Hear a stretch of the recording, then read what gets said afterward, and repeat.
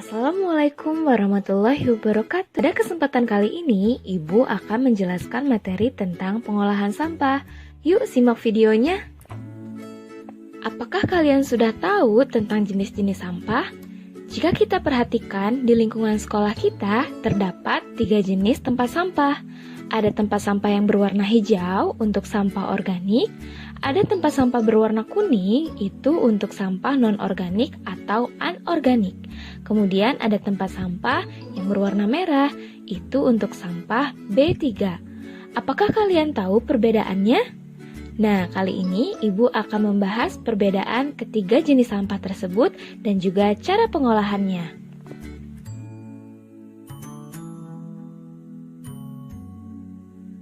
Pertama, pengolahan sampah organik. Apa itu sampah organik? Limbah organik atau sampah organik merupakan sisa produk yang berasal dari makhluk hidup, baik manusia, hewan, tumbuhan, sampai mikroorganisme. Istilah lain yang biasa digunakan untuk menyebut jenis limbah ini adalah sampah basah. Contoh limbah organik misalnya sisa tulang ikan, dedaunan kering dari tanaman hias, potongan kayu dari mebel, sampai tinja. Sifat sampah organik membuatnya mudah terurai secara alami dengan bantuan bakteri dan jenis mikroorganisme lainnya. Cara pengolahannya sendiri relatif mudah dilakukan dengan alih fungsi menjadi bahan dasar produk lainnya seperti kompos untuk menyuburkan tanaman hingga biogas yang bisa dipakai memasak atau bisa juga dengan mengolahnya dengan membuat lubang resapan biopori. Cara mengolah sampah organik menjadi kompos. Di sekitar lingkungan sekolah kita, ada tempat untuk mengolah sampah organik menjadi kompos seperti gambar berikut ini. Apa itu kompos? Kompos merupakan hasil dekomposisi bahan-bahan organik oleh mikroorganisme pengurai seperti bakteri dalam kondisi lingkungan tertentu. Kompos memiliki beberapa manfaat. Salah satunya dapat memperbaiki struktur tanah, meningkatkan produktivitas tanaman. Selain itu, kompos juga meningkatkan kemampuan tanah dalam menyerap dan menyimpan air. Dilihat dari manfaatnya, kompos dapat digunakan sebagai pupuk tanaman. Bagaimana cara membuat kompos? Yang pertama, kalian harus menyiapkan bahan-bahannya terlebih dahulu. Kalian harus menyiapkan sampah organik seperti sisa sayuran, nasi, sisa buah-buahan, dan seluruh sampah yang berasal dari bahan organik atau bahan alami. Kemudian, kalian harus menyiapkan serbuk gergaji atau tanah atau bisa juga pupuk kandang. Kemudian, kalian harus menyiapkan aktivator, yaitu zat yang akan mengaktifkan kerja organisme pengurai sehingga akan mempercepat proses pembusukan dan penguraian bahan organik. Terdapat banyak jenis aktivator yang beredar di pasaran. Yang umum digunakan salah satunya adalah IM4. Contohnya seperti gambar berikut. Kemudian yang terakhir kalian harus menyiapkan air.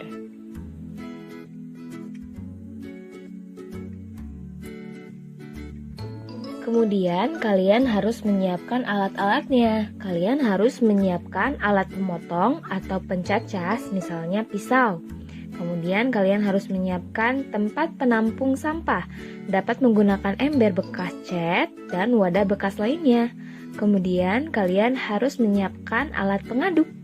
Dan yang terakhir, kalian harus menyiapkan ember atau wadah untuk melarutkan aktivator. Langkah-langkah membuat kompos.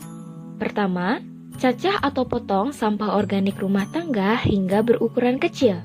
Semakin kecil, semakin cepat pengomposan berlangsung. Kedua, tambahkan tanah atau pupuk kandang atau serbuk gergaji. Ketiga, larutkan aktivator dengan air.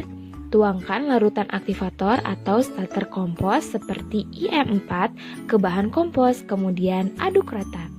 Keempat, masukkan dalam wadah pengomposan. Kemudian kelima, tutup rapat.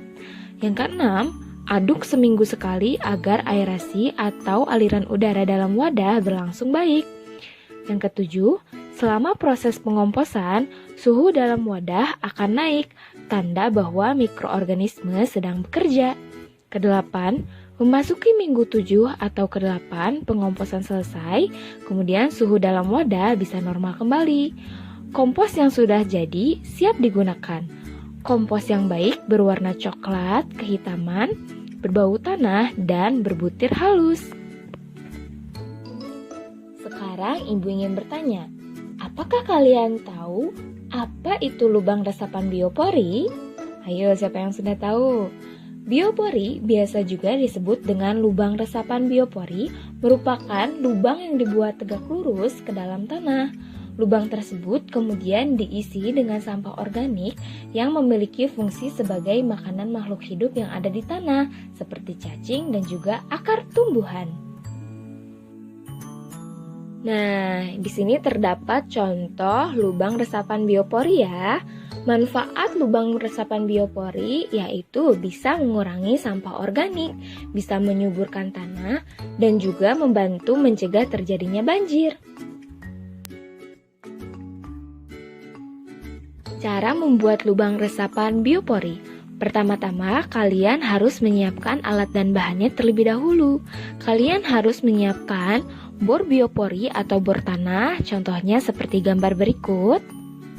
Kemudian pipa PVC dengan penutup yang sudah dilubangi di bagian pinggirnya. Kemudian siapkan sampah organik, siapkan air dan juga kawat jika tidak memakai penutup yang dilubangi.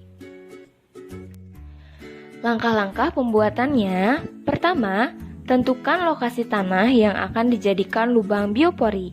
Kedua, siram tanah agar menjadi lunak dan mudah dilubangi.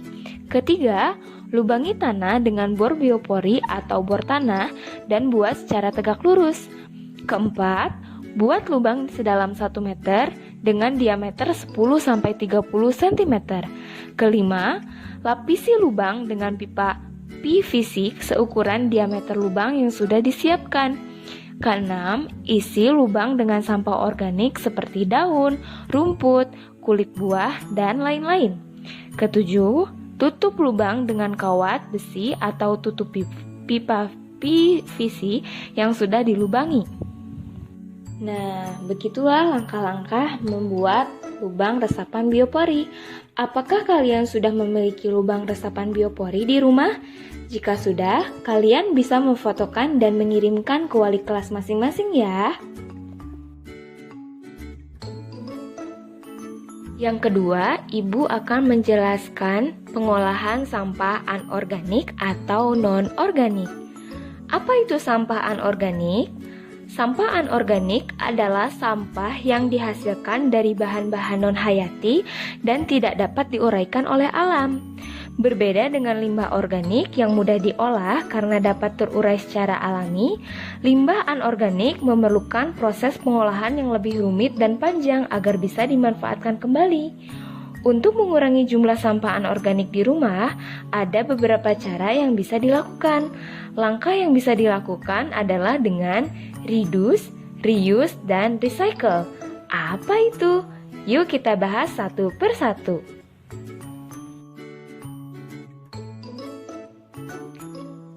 Cara pengolahan sampah anorganik. Pertama, kalian bisa dengan cara reduce atau mengurangi. Contohnya seperti tidak menggunakan sedotan plastik, membawa botol minum sendiri, dan membawa tas belanja. Ini adalah cara untuk mengurangi sampah plastik. Kemudian kalian bisa juga dengan cara reuse atau penggunaan kembali. Contohnya seperti menggunakan kembali botol kaca bekas untuk dijadikan wadah bumbu. Kemudian kalian juga bisa menggunakan cara recycle atau mendaur ulang. Seperti mengumpulkan bungkus plastik kemasan bekas bisa dijadikan taplak meja, bisa dijadikan tas, dan lainnya. Kemudian limbah kayu juga dapat digunakan untuk membuat kursi atau meja. Nah, di sini terdapat salah satu contoh produk daur ulang sampah karya siswa-siswi berasal dari botol bekas. Nah, botol bekas ini selain bisa menjadi hiasan, juga bisa diolah menjadi celengan, kemudian bisa juga sebagai pot ya. dan bisa didaur ulang menjadi produk lainnya. Nah, terakhir Ibu akan menjelaskan tentang sampah B3. Apa itu sampah B3? B3 itu singkatan dari bahan berbahaya dan beracun. Merupakan limbah yang mengandung zat dan konsentrasi yang dapat membawa dampak buruk bagi lingkungan dan kesehatan manusia.